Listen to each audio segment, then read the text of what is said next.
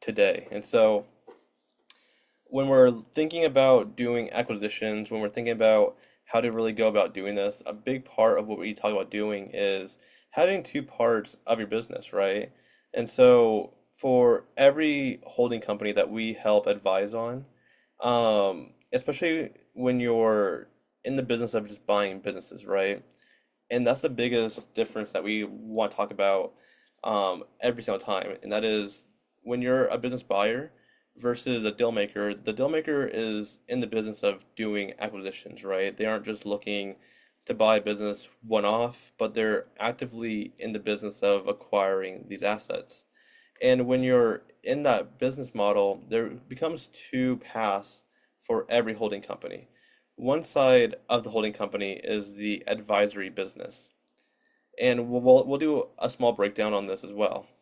But there is a advisory business part of your business, then there's the acquisition side of your business. Now, when you're in the business of buying businesses, you're going to naturally be talking to a lot of business owners that want to sell and just different business owners in general, right? As you're looking for your next acquisition. So, if you're looking at 10 businesses, odds are you're going to only buy one of them. And so, what do you do with the other nine companies, right? That's where path one comes into play.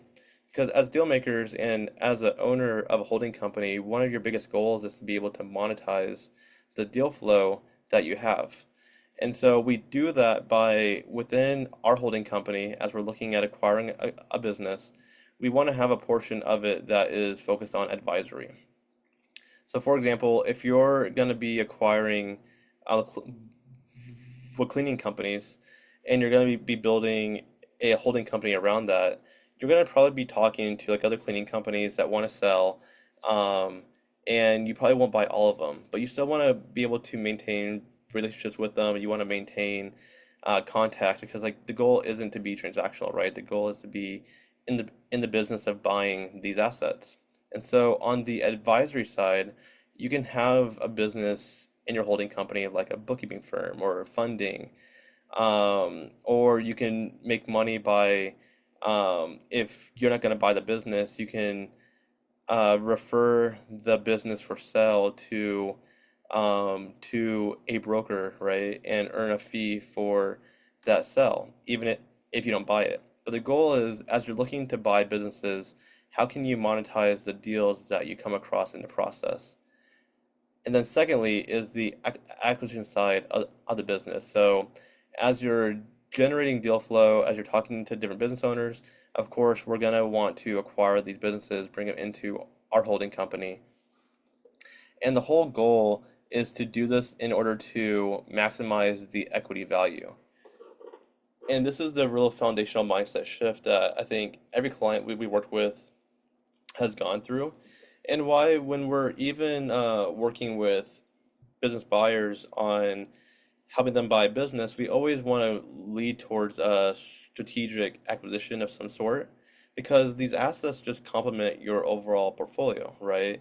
And so we define deal making as going into any business and creating value out of thin air by leveraging the business's assets and resources to maximize the equity value.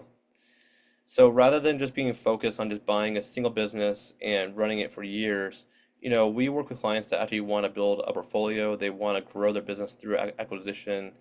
I was just talking yesterday with a client who they bought with 22 books of insurance or books of insurance over the last 5 years, and they just had a seven-figure exit this last end of last year.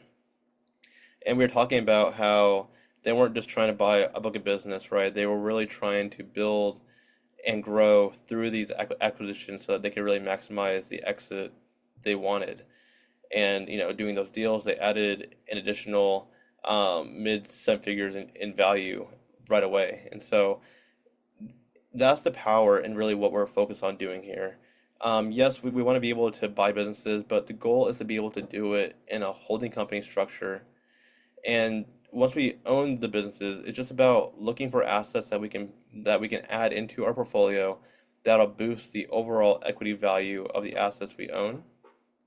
leading to a higher exit in the end. So, for example, one of our clients, when they sold, they owned a so for example, if you own a funding company and the holding company, and you also own a bookkeeping firm, and then you're also doing financial advisory all in the same holding company, you're able to monetize your clients across the businesses in a much higher way. And when it comes to building a holding company, that's exactly what we're trying for to do, right? We're constantly looking for different assets we can acquire, different deals that we can do in the whole co. And we'll kind of go through these two here. And so, Dealmaker versus Business Buyer. When we're looking at the two different games, the Dealmaker looks for multiple ways to create value from every deal. The Business Buyer singularly focus on making one business work. We're not trying to just buy a business and call it a day. We're actively in the business of buying additional companies, right, in order to maximize the equity value of the holding company as a whole. And so, in every deal that we do, we look to create value from every deal. A really good way to think about this is leveraging assets. And what does that mean? A really good way to think about it is every business, when you break it down, is just a collection of assets that comes together to create this operating business. Meaning you have the customer list, you have your marketing strategy and IP, you have the employees, you might have your manufacturing partners, your referral partners, you might have um, break down the entire list, right? Of all these assets. You have your social media accounts, you'll have your email list, distributors, right? There's all these assets that come together to create a business. Now, when we're looking at buying a business, oftentimes we're thinking about how can we come into this business and leverage it to create additional income, right? And that kind of goes into the fourth point, which is when we build a holding company, we're creating diverse income streams.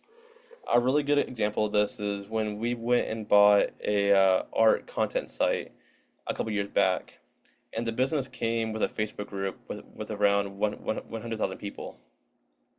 Now, the previous owner, when they were running the same business, they were just selling the courses from the content site into the Facebook group, and that was the business. But as deal makers, right, we look for multiple ways to create value from every business we go into. So basically, day one, when we went into that business, we looked at the Facebook group and we said, what needs do these people have in the group? Obviously, we're creating income off the course sales right now, but how else can we leverage these assets to create additional income streams? So we saw that a lot of other people in our group were having trouble selling their art. So we created a art brokerage and started to advertise this brokerage in the group already.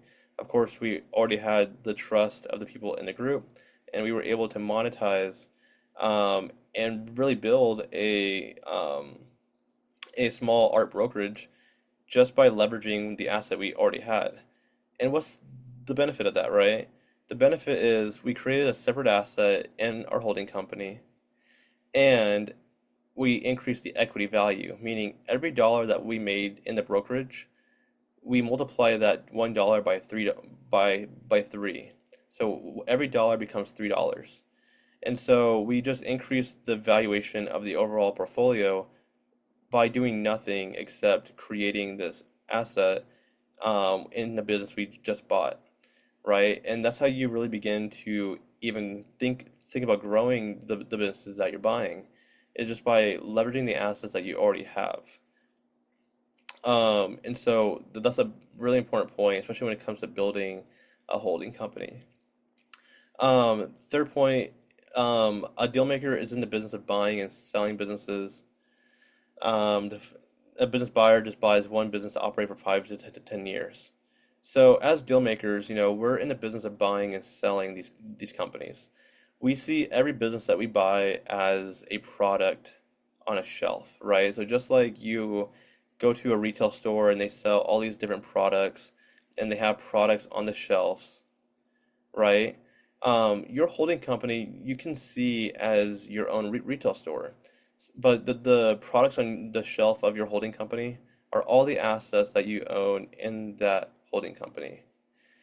And so your goal is to be in the business actually of selling these assets, right?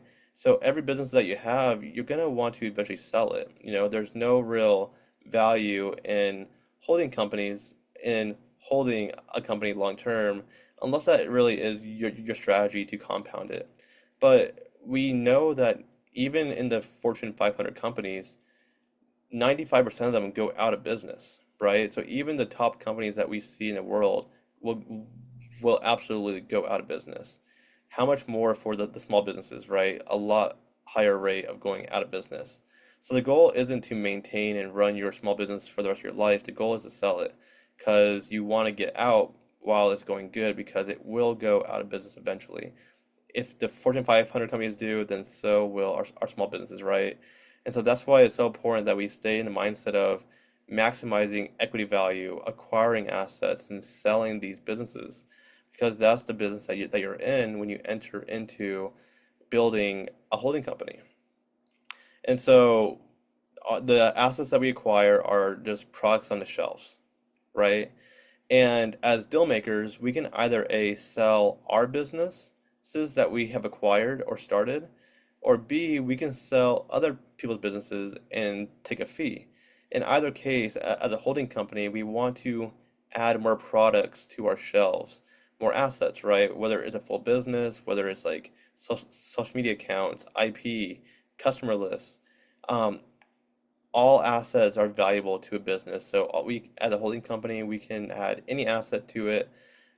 It will add value to someone else as a buyer. Lastly, deal makers use their sell side advisory business to grow their acquisition business. What this means is the top deal makers and holding companies that we advise, they all leverage existing businesses for sale to get access to additional businesses that they can acquire. They use them to build relationships, get feet in the door, and they use these businesses to really build their portfolio over time. And this is a really important point when it comes to buying a business, selling a business, but more importantly, building your holding company, right? And so we'll go deeper into this topic, but this is one of the most important things that we hands-on help our clients do because it's just so important to all their long-term success. Sorry, let me make sure I didn't pass anything. Cool, okay. Um, Deal making business model. So this is an example of what some of our clients look like right now. They have a portion of their business that is focused on layer three, which is acquiring a cash flowing business.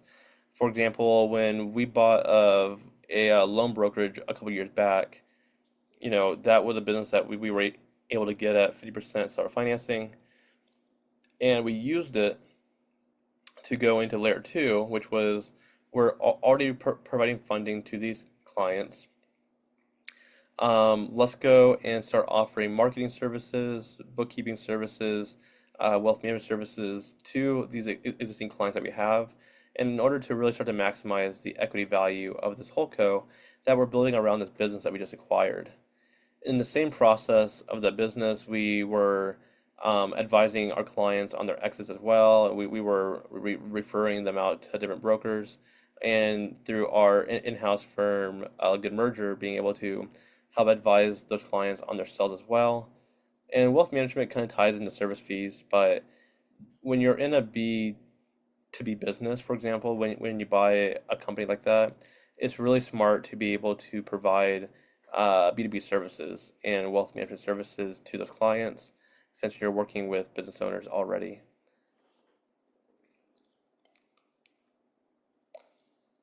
Awesome. We're going to go back through this last slide and then I think we're going to open it up for questions. But if not, we're going to go deeper on this topic here next week during the next training, breaking down the sell side. But for today, I really wanted to focus on, what does it mean to be a deal maker? And if you're looking at buying a business right now, what's the correct perspective to have on it.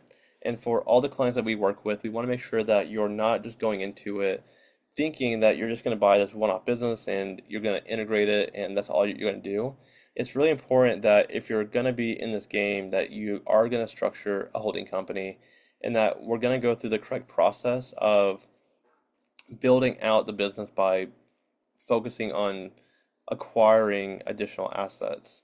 Whether it's you're a cleaning company and you're going to buy additional cleaning companies, you're going to buy bookkeeping firms and you're going to start offering bookkeeping to other cleaning companies as well. And that's going to help you get your leg in the door to having access to more clients. You're going to start, uh, we're going to buy a supplier of products, right? Whatever it might be, but you're going to be looking with a certain strategy for your holding company to go out and acquire assets and really package them together to be the most attractive to the end buyer. And that's the end point we're going to touch on. As we're building out our holding companies, there's two kind of buyers that we are focused on doing. The first buyer or customer is going to be the customer for the businesses that we're buying. Of course, we want to take care of the clients. We want to make sure that the customers are happy, that we're building a sustainable business. But the second and most important customer is who's going to be the customer that's going to take over the business after you, right? And so all the work that we do as owners of a holding company is to structure, do deals, build out the whole co and the assets we own to be the most attractive to the end buyer, meaning the buyer who's going to take over the business after us. That's the most important customer because that's who's going to give us our exit. So all the work that we do is working backwards to be most attractive for that end customer. And so hopefully this training was helpful.